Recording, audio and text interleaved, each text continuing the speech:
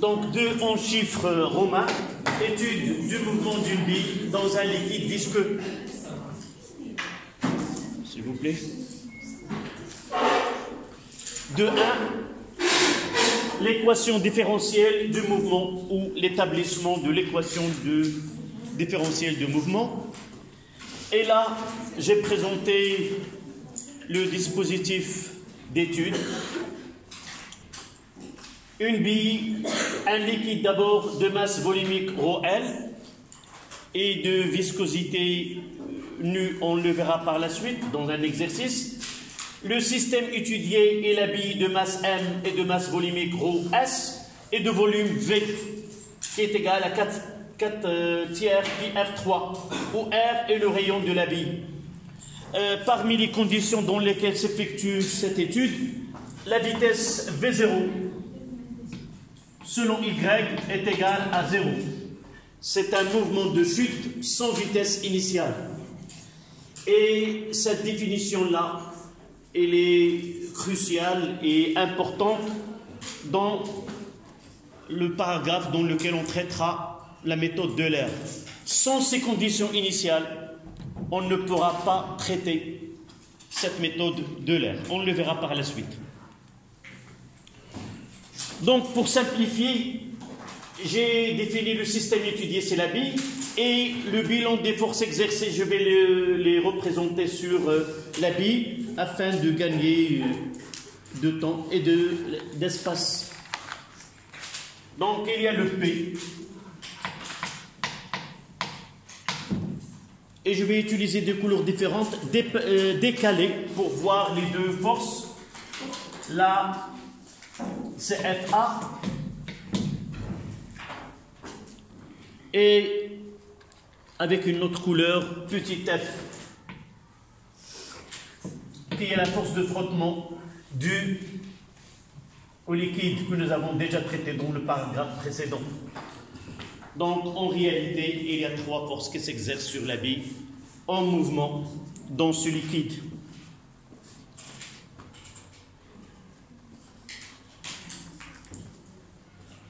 On est toujours dans l'application de la deuxième loi de Newton.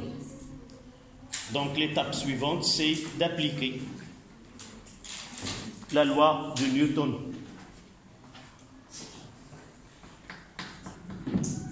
Deuxième loi de Newton.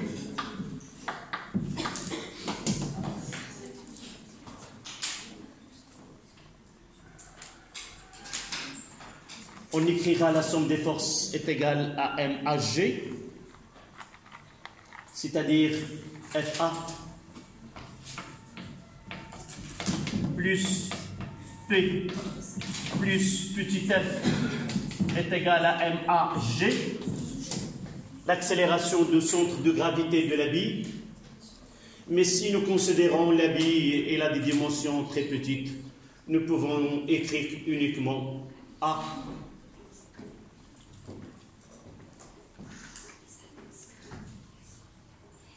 On ne va pas prendre un cas particulier que nous avons déjà donné. On ne va pas travailler dans le système laminaire ou dans le système ou dans un régime qui est tourbillonnaire. On va traiter le cas général où la force F est proportionnelle à V à la puissance N. D'accord ?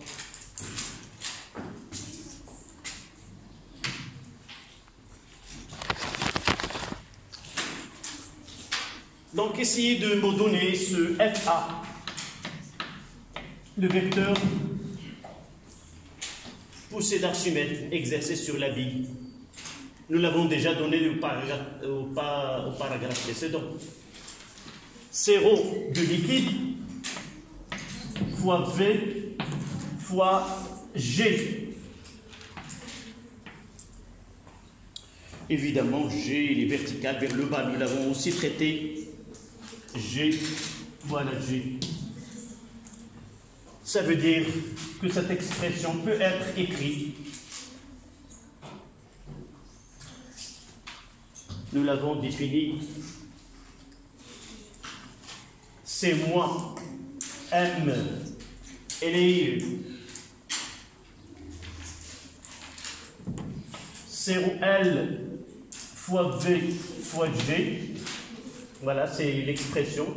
G, dans ce cas-là, si j'exprime dans cette... ça sera quoi? Je m'excuse, là, c'est moi. G, c'est G, J. C'est moi, dans le sens opposé. Donc, ça donnera ce FA est égal. C'est moins rho L fois V fois G moins J. Même sens que, même direction que l'axe, mais de sens opposé. Pour petit f, est égal à moins k, une constante, fois v à la puissance n, porté par j.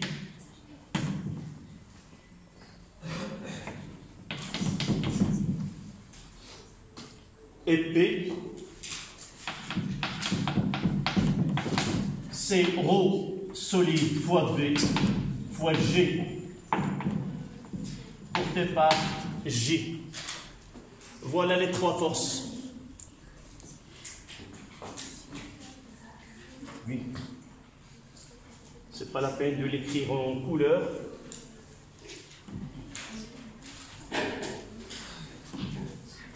Donc FA est égal, s'il vous plaît, un peu de silence, c'est moins rho L fois V fois G porté par J. Oui. Non, nous avons, si tu vois là, les données c'est quoi? On donne la masse, vous voyez en couleur vert, rho L et rho S. Donc il vaut mieux de les introduire dans l'étude. Donc je mettrai ce qui donne moins rho L fois V fois G petit g. P, C, rho S fois V fois J petit g, plus, ou c'est moins K, V à la puissance N, J, qui est égal à M d de V, G sur dt. Voilà l'application de deuxième loi. Je vais essayer de ordonner cette écriture-là de la façon suivante.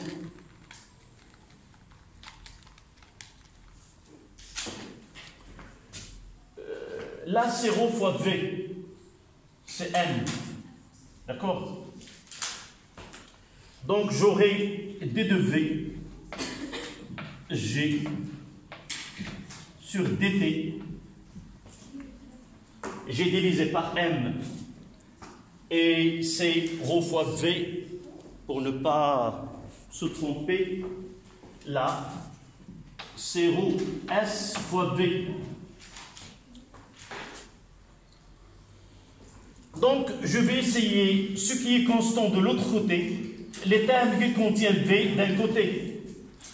Donc, je garderai celui-là, je fais passer de l'autre côté, plus, mais plus K sur M fois V à la puissance N, J est égal.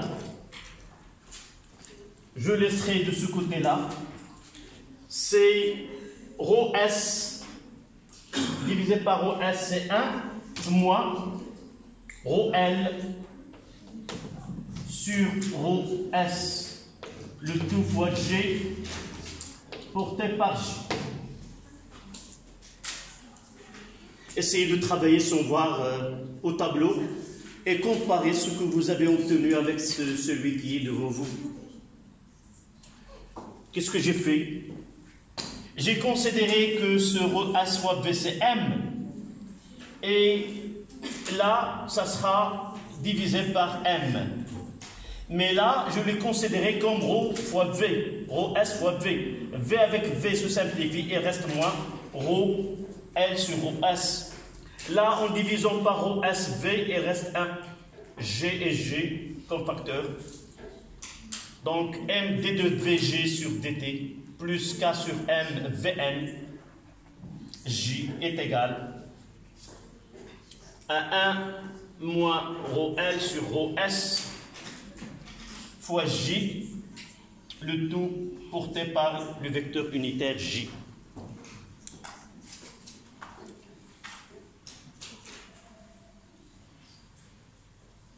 Oui. M, là, on ne va pas revenir en arrière, est égal à M fois HG. C'est quoi HG? Oui, son expression. Non, réponds-moi d'abord. HG, c'est quoi? En fonction de V. En fonction de V. Non, tu la laisses. En fonction de V. Eh bien, c'est ça ce que j'ai fait. Tout simplement. D'accord?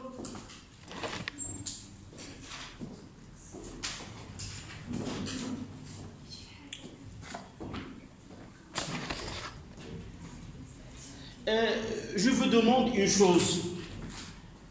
C'est 2 de V, G sur DT. C'est un vecteur. Elle est portée par comment on peut l'écrire, ce D de VG, dont le référentiel terrestre que nous avons choisi comme repère d'étude. Vous voyez que celui-ci, il est collinaire elle est portée par J. Celui-là porté par J. Donc si je vais passer là, je peux voir là. Tous ces grandeurs-là, elles sont portées par J. Donc, D de V, G sur DT est aussi un vecteur qui est porté par J. Ou non? La somme de ces vecteurs-là, je peux mettre en facteur cette grandeur-là, celle-là et celle-là, le tout fois J. Donc ce vecteur-là, elle est collinière à D de VG sur DT. Donc ces deux grandeurs sont portées par le même vecteur unitaire. Donc je peux écrire que D de VG sur DT, là ce que D de VG sur DT comme vecteur est égal à D de VG Y sur DT porté par J. J'ai le droit. On peut procéder d'une autre manière. Le mouvement, comment il est? Il est rectiligne, se fait selon une droite. Donc l'accélération n'aura qu'une seule composante qui est la composante sur l'axe d'étude. Donc D de VG, il n'a aucune composante, seule la composante sur l'axe d'étude, c'est Y. Ceci nous pousse à simplifier, de passer des grandeurs qui sont vectorielles à des grandeurs scalaires. Ça veut dire quoi? Donc je peux écrire que D de V, GY sur DT plus K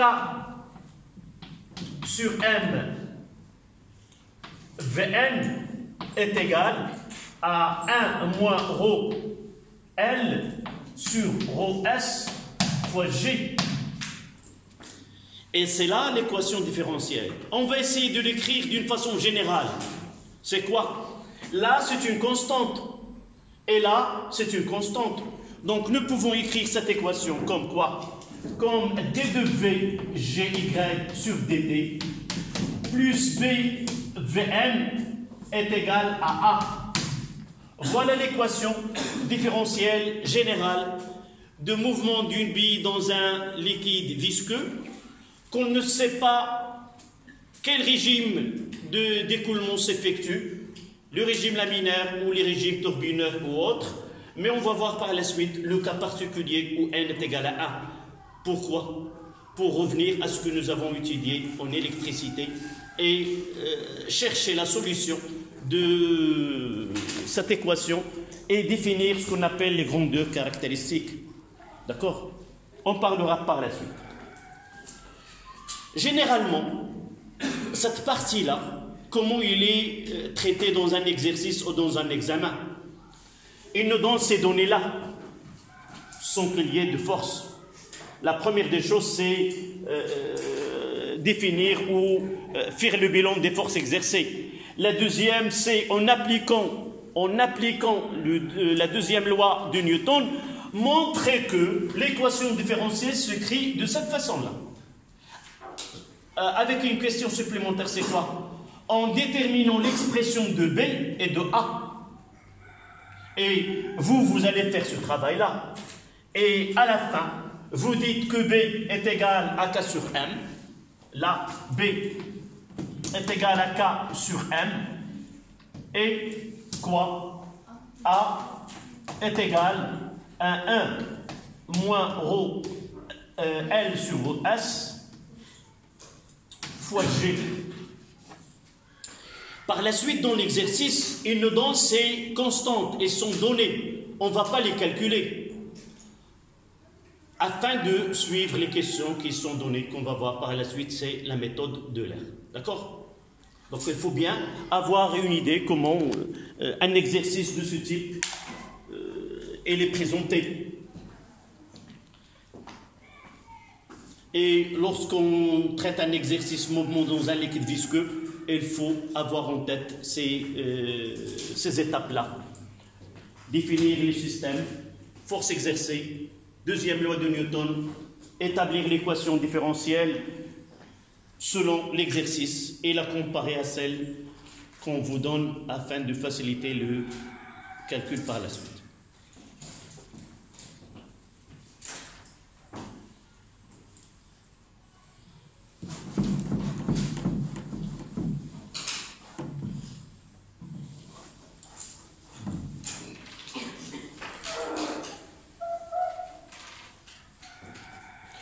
Le problème de cette équation qui est générale, on ne trouvera pas une solution qui est adéquate, c'est-à-dire les mathématiques ne nous donnent pas la solution de certaines équations où l'établissement de la solution s'avère difficile. Et par la suite, on parlera tout à l'heure d'une méthode approximative qui permet de résoudre ce type d'équation. Évidemment, c'est un mathématicien qui a donné l'idée. Donc, le paragraphe suivant, de 2, ce sont les caractéristiques de mouvement. Ce mouvement, il a des caractéristiques. On va essayer de prendre le cas simple où n est égal à A. On va essayer de traiter cette équation différentielle, sa solution, et déterminer les grandeurs qui caractérisent le mouvement. C'est-à-dire, en termes simples, on va considérer que le régime est laminaire, et par la suite, cette force que nous avons donnée, F est égal à K fois V à la puissance n, n'est autre que K fois V. D'accord? Donc, de 2. Caractéristiques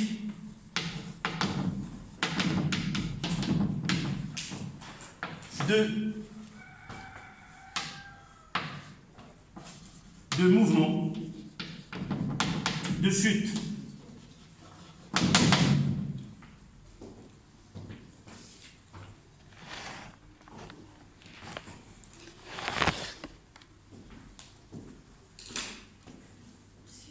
Oui.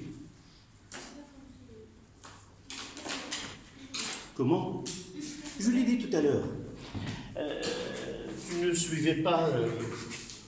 J'ai dit que avant là, c'est ρS fois V, c'est quoi? C'est M. Soit M, soit ρS fois V. Je vais utiliser ces deux expressions pour simplifier. D'un côté, je vais essayer d'utiliser, il s'agit de M, ou pour l'avoir ici. D'accord? Donc j'ai divisé tous les termes de droite et de gauche par M. Là, c'est K sur M. D'accord? Mais là, j'ai utilisé ρL, ρS fois V. Et là, ρS fois V. ρS fois V, ça donne 1. Et là, ρL fois V sur ρS fois V, le V se simplifie, il ne donne que ρL sur S. ce qui reste, c'est de permuter ces termes d'un côté ou de l'autre. En passant d'un côté à l'autre, on change de signe, tout simplement. Donc j'ai gardé celle-là ici, avec simplification de rho S fois V, la voilà. Et j'ai mis cette de l'autre côté, ça devient plus K, mais divisé par M, V à la puissance 1 fois J. Et j'ai gardé dans ce côté-là, rho S fois Vs divisé par, ça reste que G. Et là, c'est rho L sur rho S. Et c'est en revenant à la maison, vous devez refaire ce travail-là au moins 2 fois afin de maîtriser ces passages. Si vous ne faites rien de là jusqu'à devoir, vous n'aurez rien à faire. Il faut s'entraîner de telle façon à minimiser le temps d'arriver à cette équation différentielle. D'accord? Ne pensez pas qu'en suivant ici au tableau, qu'on arrive à maîtriser l'établissement de cette équation différentielle. Vous avez à travailler chez vous et reproduire 1 ou 2 ou 3 fois ce procédé-là. Donc, caractéristiques de mouvement de chute, et je vais revenir à cette équation différentielle. Vous voyez que si la vitesse est constante, on discute. Si la vitesse est constante, on aura d de v sur dt est égal à 0. Et on parlera de v est égal, vn est égal à a sur b, où v c'est la racine nème de a sur v, la racine carrée. Mais en physique, on ne parle que de la racine carrée. En mathématiques, il y a une différence entre racine et racine carrée. Donc pour nous, en physique, nous connaissons que la racine carrée. Donc on va essayer de prendre le cas où n est égal à 1, qui est simple, et essayer d'abord, ça correspond à quoi cette équation différentielle? Est-ce que nous avons déjà traité cette équation? Et quelle est la solution de cette équation? Et les grandes caractéristiques dans le cas similaire que nous avons traité en électricité. D'accord? Donc, caractéristiques de mouvement de chute dans le cas n est égal à 1. Dans le cas où n est égal à 1.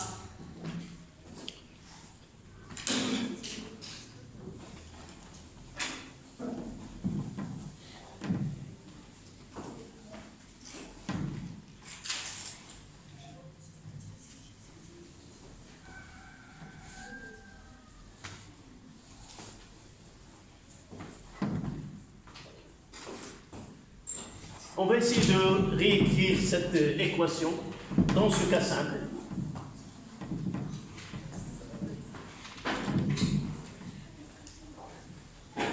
Donc, qui peut me donner l'expression simple? C'est quoi?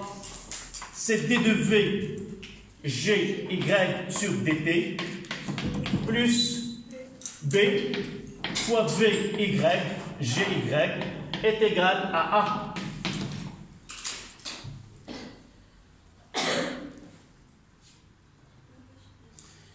Cette équation, oui. Non, c'est toujours, je dois écrire toujours V, G, Y dans les... C'est la projection. D'accord? Dans le cas où n est égal à 1. Cette équation est de premier ordre. Nous l'avons déjà étudiée en électricité. Un petit rappel. Donnez-moi l'équation différentielle pour RC, charge de condensateur. C'est RC, d de UC sur dt plus UC est égal à E. D'accord? Si je divise par RC pour avoir d de UC sur dt plus 1 sur RC, fois UC est égal à E sur RC.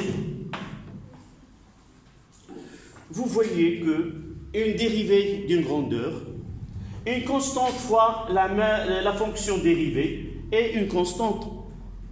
D'accord? Donc de là, nous avons déjà vu cette équation et nous avons su la solution.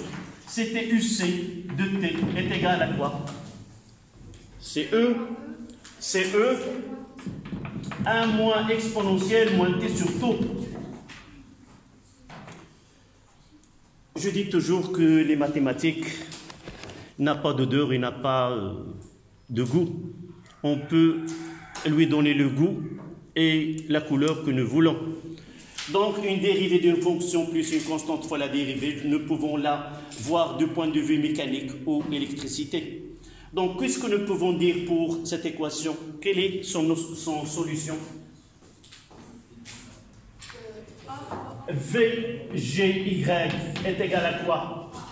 Regardez que là, ce E, ça correspond à quoi? C'est une tension d'abord. Donc là, j'ai une vitesse, j'aurai une vitesse. Si nous comparons E avec UC, c'est quoi?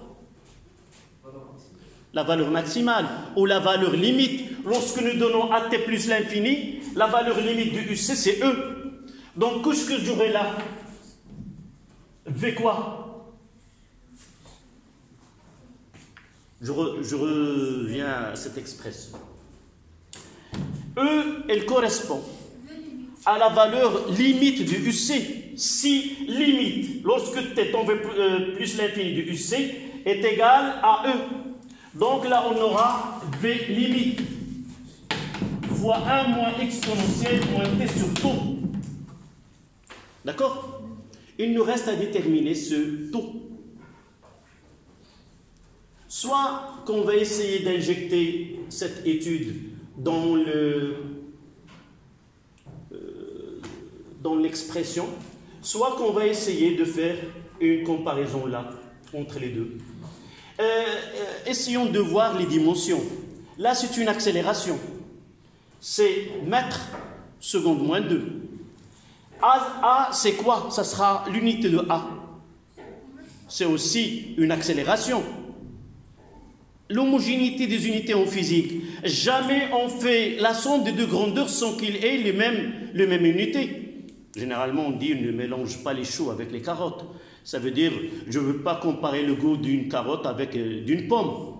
Donc, on doit comparer des grandeurs qui ont les mêmes unités. Donc là, en quoi? En mètre seconde moins 2, mètre seconde moins 2, et là, il est en mètre seconde moins 1, et B, il saura quelle est l'unité de B? En seconde moins 1. Est-ce que vous êtes d'accord? Je reprends. Là, c'est une accélération. Là, obligatoirement, doit être une accélération. On parlera, c'est l'accélération à l'instant t est égal à 0. Là, ce B fois V, c'est en mètres seconde moins 2.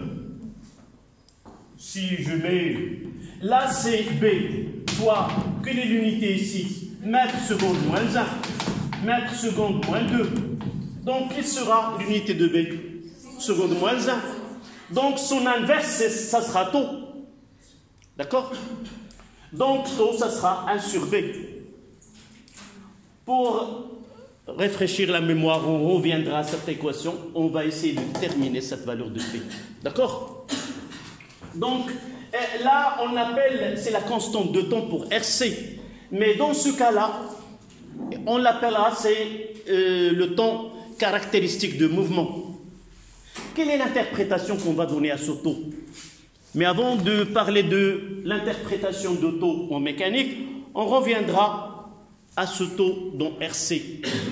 Ça nous donne quoi? Non, taux comme valeur. Si on vous donne que taux est égal à 10 millisecondes, ça veut dire quoi? Quelle information peut-on...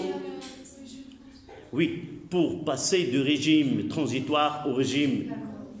Mais pour donner de la même façon, pour passer d'un régime qui est transitoire ici, de la même façon, on aura ici un régime transitoire et un régime permanent. Ça veut dire 5 fois taux permet de donner que le mouvement de cette bille, elle va passer d'un régime transitoire à un régime qui est permanent. Régime permanent, dans le régime permanent, la tension UC est égale à E, qui est constante. Et dans le régime permanent de la bille, c'est quoi? La vitesse, elle est constante. Donc le mouvement sera comment? Un mouvement qui est rectiligne, uniforme. Voilà les deux régimes. Dans ce mouvement-là, régime transitoire où la vitesse elle augmente de la même façon. On va faire le même schéma par la suite. Ce que nous avons fait, c'est là. Ici, c'est 5 taux. Et là, UC elle augmente et atteint une valeur limite, puis elle garde la même valeur. Même ici, on aura le même V, G, Y. Et la vitesse, elle croît. À partir d'un certain ton, qui est 5 taux, la vitesse atteint une valeur maximale et elle garde la même valeur. Et la bille, il va rentrer au mouvement rectiligne uniforme. Ce qui n'est pas le cas qu'on va traiter par la suite dans le cas d'une chute libre. D'accord? Donc revenons à notre... Pour définir là. Donc VG, cette équation,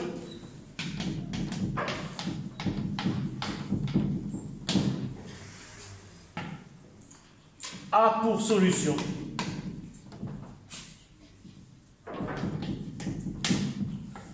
convert électricité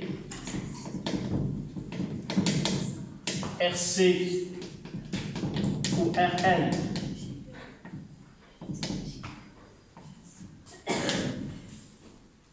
on mettra que VGY de T est égal à une valeur, on le mettra une constante. Nous avons déjà utilisé ce petit a, 1 moins exponentielle moins T sur taux.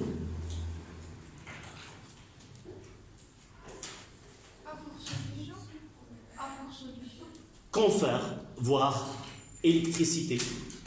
Le cas de RC ou de RL.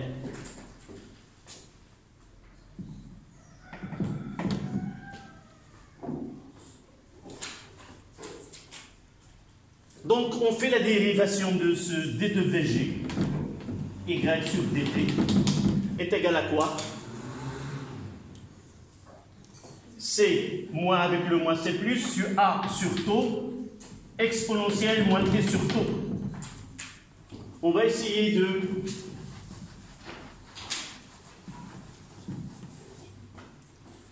Donc, on aura A sur taux exponentielle moins T sur taux plus B fois A 1 moins exponentielle de T sur taux est égal à grand A.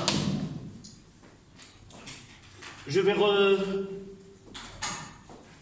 utiliser comme facteur A exponentielle moins T sur taux. J'aurai là 1 sur taux moins B plus B fois petit a est égal à grand A.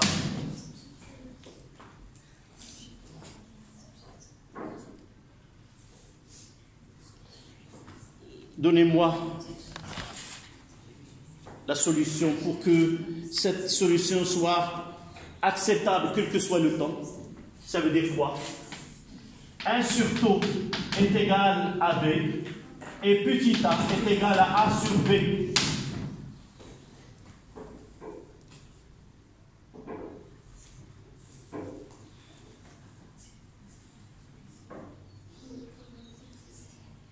D'accord?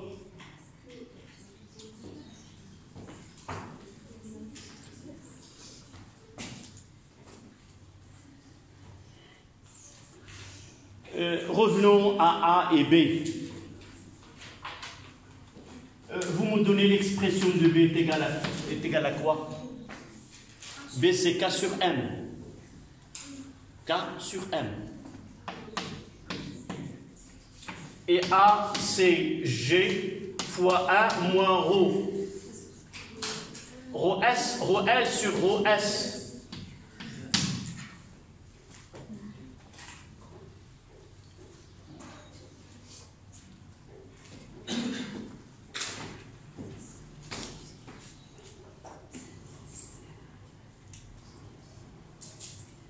Donc on écrira que V de VG Y de T est égal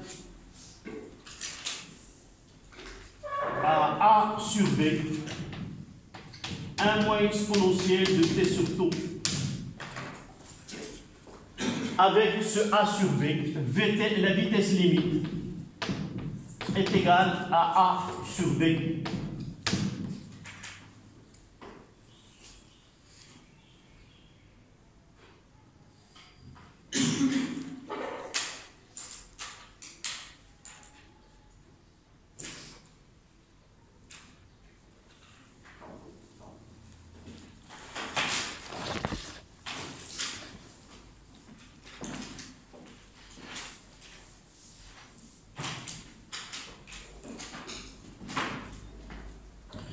Donc, qu'est-ce qu'on peut dire du mouvement de la bille dans ce fluide?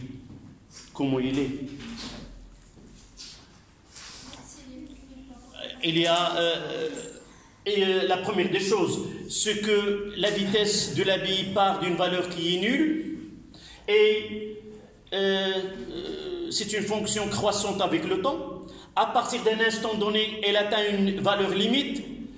Cet intervalle de temps caractérise ce qu'on appelle un régime qui est transitoire, suivi de 5 taux, à partir de 5 taux, un régime qui est permanent, où la bille en mouvement réalise un mouvement rectiligne uniforme avec accélération nulle et avec une vitesse limite qui est A sur B. Il nous reste A. Quelle est l'unité de A? Nous l'avons déjà traité. C'est une accélération. Mais cette accélération, à quel instant? Là, c'est la vitesse. Si je reviens à l'instant t est égal à 0, on essaie de déterminer ce A0 et quelle est sa relation avec l'accélération à l'instant t est égal à 0. Avant cela, on doit noter d'abord ce que nous venons de dire à la ligne. Le mouvement de la bille,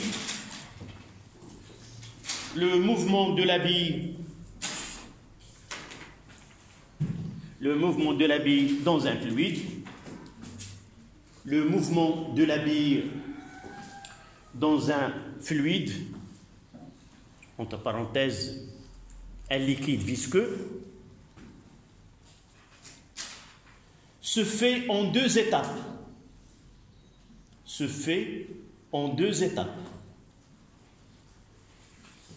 Deux points à la ligne. Premier tiré. Régime transitoire.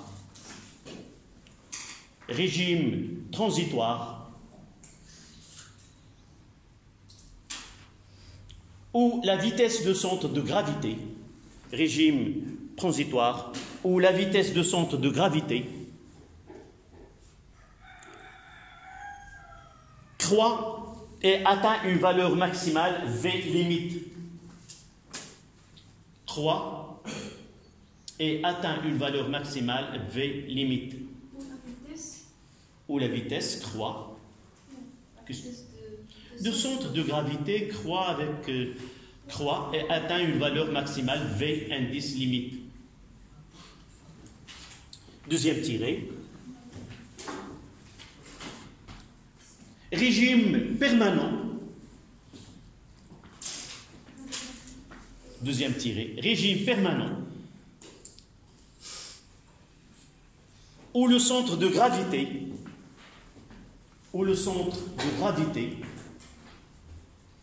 a un mouvement rectiligne uniforme.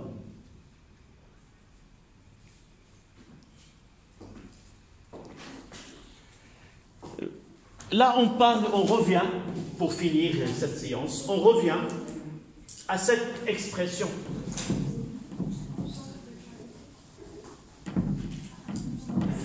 Nous avons déjà dit que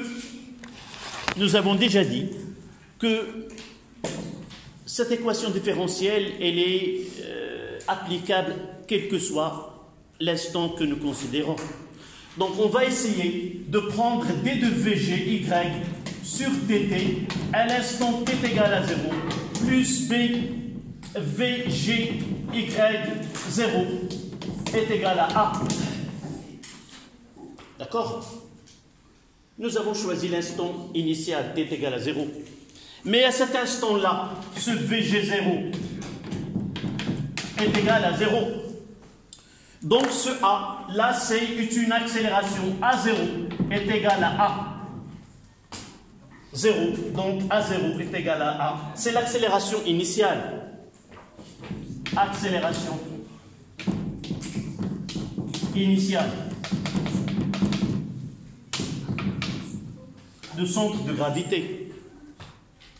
Et on montrera si la vitesse limite c'est quoi?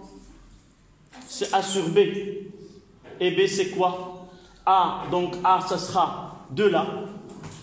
Je vais tirer pour ne pas laisser ce... Dans cette expression, V limite est égal à quoi? A c'est à 0. Et 1 sur B c'est quoi? C'est taux. Et voilà l'autre relation. V limite c'est A0 fois taux. Ou taux fois A0. On continuera demain, Inch'Allah. Essayez de... Il nous reste la méthode de l'air et on traitera cet exercice que je viens de distribuer.